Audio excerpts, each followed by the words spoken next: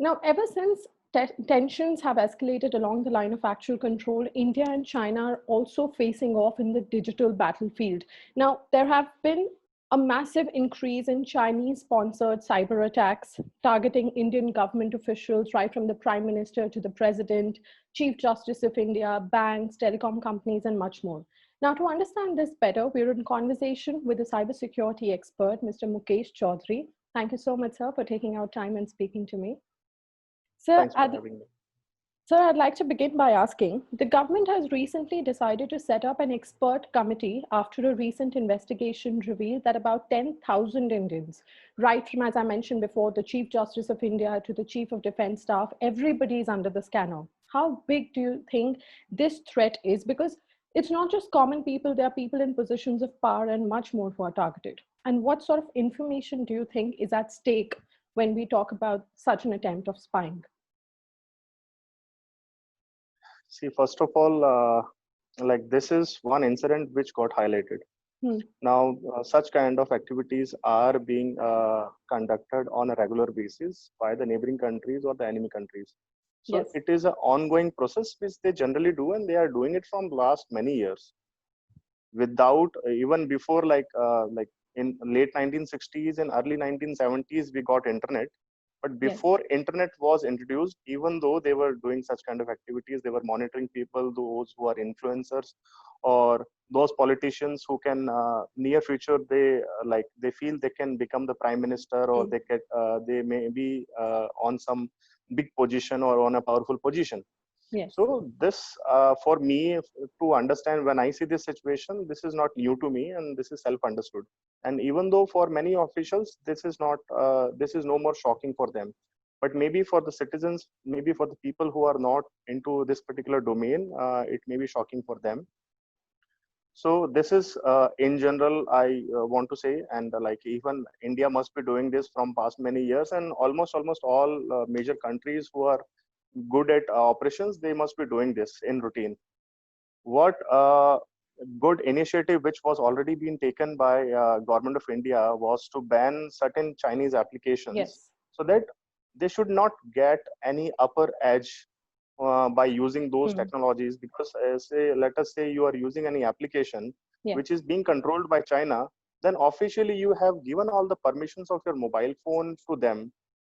Whether like our mobile phone is lying stable on a computer, on a table, and we Hmm. are in a meeting. So if they have mic access to the mobile phone, then as and when required, they can record all the communication, all the conversations going on in the meeting. So the mic access to any particular application is very much dangerous. So Right. each and every permission we give to certain application, Hmm. near future, probably what will happen is the way we are growing, the way India is growing, and the way digital campaigns are being promoted by government of India, near future more and more IT companies in India will get the support and boost so that they can have their own application. And rather we should uh, depend on any other country applications or other servers. We should be dependent on our country's applications and our servers. We should come up with our own search engines, because what we are lagging is we are lagging in many technologies. We don't have our search engines. We don't have our good email service providers, which are India owned. So Yes. we should come up with these so that we should not be dependent on other countries. Rather, like for basically what I always say in sessions is, like if we want to use any facility, we have to compromise our security. That's what Yes. we are doing, and that's what Yes. public is doing. Absolutely. Also, so as you mentioned, India banned nearly in the past few months, India has banned nearly 200 applications with Chinese links or applications that are Chinese. But I would like to understand how much of threat were we facing from those apps? And also, what is the lesson that we've learned after we banned them? First, like those who are tech savvy, those who are technically more advanced or Mm. equipped, Mm. they were knowing it from long last many years that we should not use certain applications. But since, if let us say cam Yes. scanner application was so dangerous that government departments were using it for document scanning purpose. Yes. So it is one of the most dangerous application which was being used by government departments. Now Mm. to scan any document, once you scan the document, they have the access of that document with them. if China, who was controlling the entire servers and entire applications, they must be there. Either they are directly involved in the company, or some of their organizations or some other agencies are having direct access to all these organizations, and at the back end they are getting all the data with them. So Right. documents access and all these applications like TikTok and all.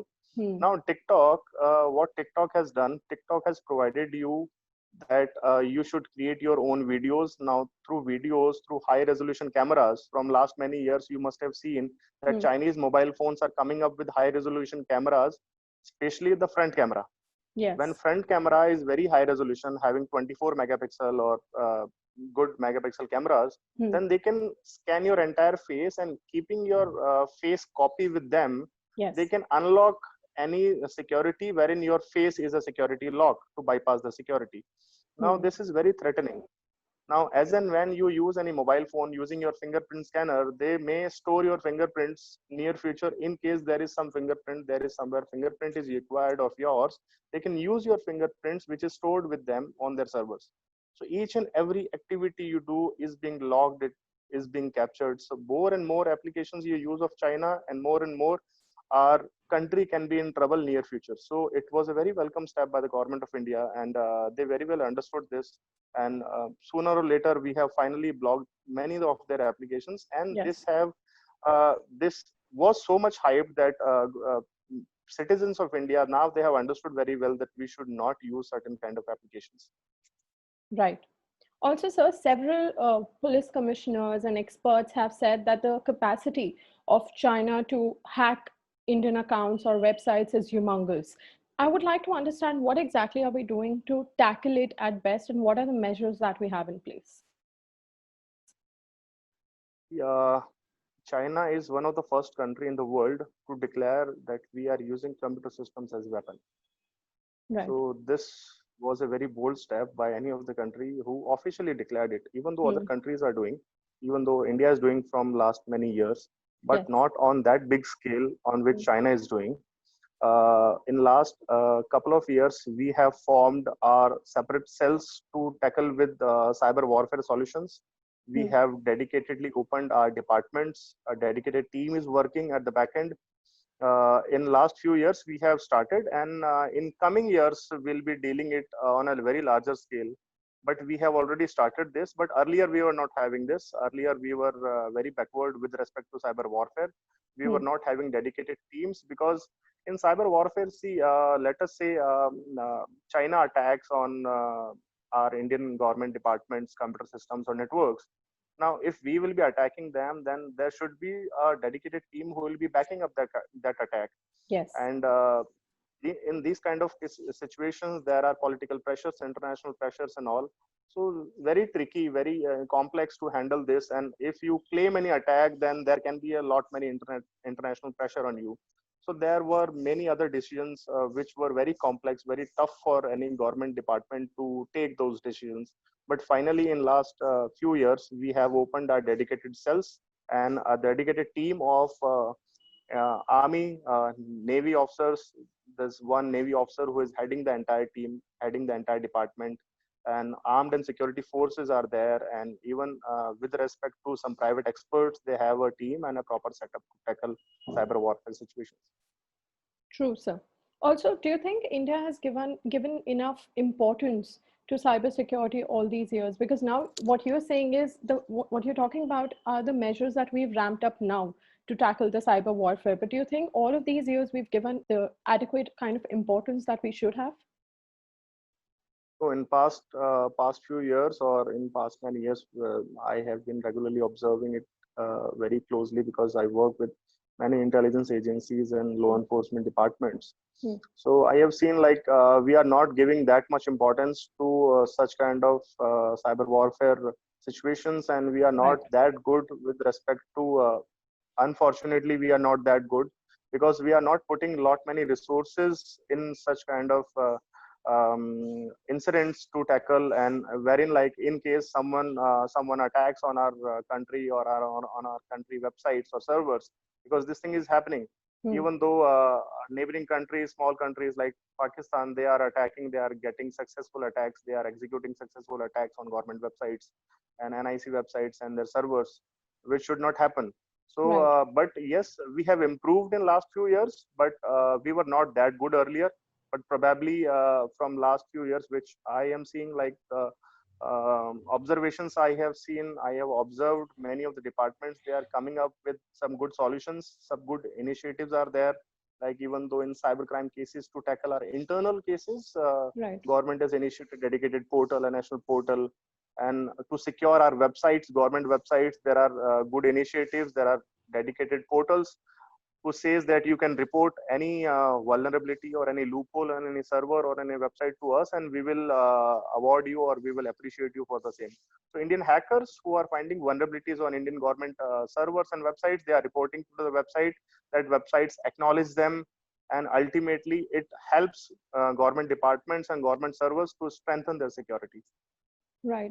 What do you think, sir, is the path ahead when we talk about cybersecurity in India? Because if we were having this conversation, say, 2 decades back, it would have been different, it would have been better. But now, with data analytics and artificial intelligence picking up, things are very dangerous, things are very vulnerable. What do you think is the road ahead?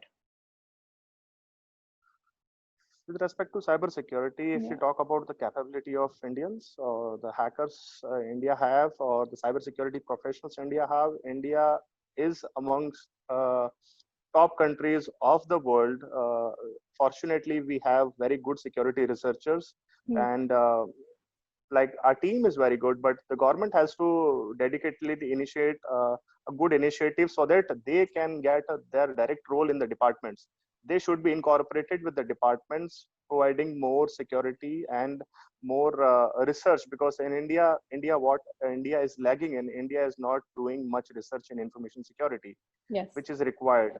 We should have government sponsored labs wherein like information security researcher can be placed, and we can develop our own security solutions rather being dependent on any other country for any security solution. So until unless we have our own research lab funded by the government, we won't be able to compete with the other countries, even though we have technically skilled manpower, but we will still lag. True, So sir. this is one thing we need to invest on research. Government of India has to invest on research, because independent researchers are doing their very well, and they are doing very good. But ultimately, they will be serving any multinational company, working with some foreign companies or foreign organizations, and India, government of India should get benefit, rather any other country should hire them. True. Also, in the end, I'd like to understand, how do you think can we create awareness among people, especially at the times of COVID, when we are in the when we are in our homes and completely dependent on technology and social media platforms and digital platforms? How do you think can you create awareness among people who are dependent on these platforms and can be safe at such times?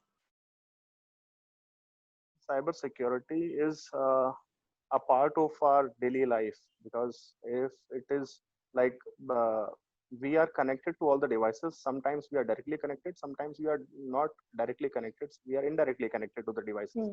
Sometimes we are storing our data directly on a communication device, maybe a mobile phone or a computer system.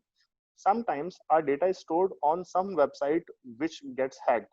So directly we can secure our mobile phone, a computer system, we can do that. But the problem is, let us say our parents who Hmm. are of age maybe 50, 55, or 60, now to teach them how to secure their devices, it's very tough for True. them to understand now.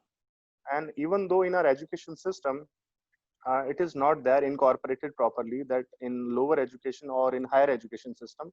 So first of all, it should be a part of our education system, it should be a mandatory subject which students should learn the threats and the countermeasures of cybersecurity. Because even Hmm. though if now they are not learning in the year 2020, when they will learn?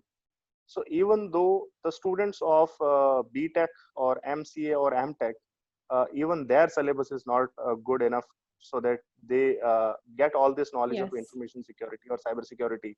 So if we expect a computer science engineer, he is also not a cybersecurity expert. So what all we expect? We have to completely change our education system, We have to incorporate this in our education system, even though in the lower education. A fifth class student, a sixth class student is having their account on Facebook. Do they Yes. know how to secure their Facebook account? Do they know how to tackle cyberbullying? Do they know these situations? Because a girl who is being harassed or who is being bullied over social media, they don't have that much guts so that they can talk to their parents that I have been bullied over social Hmm. media, or someone is bullying True. me.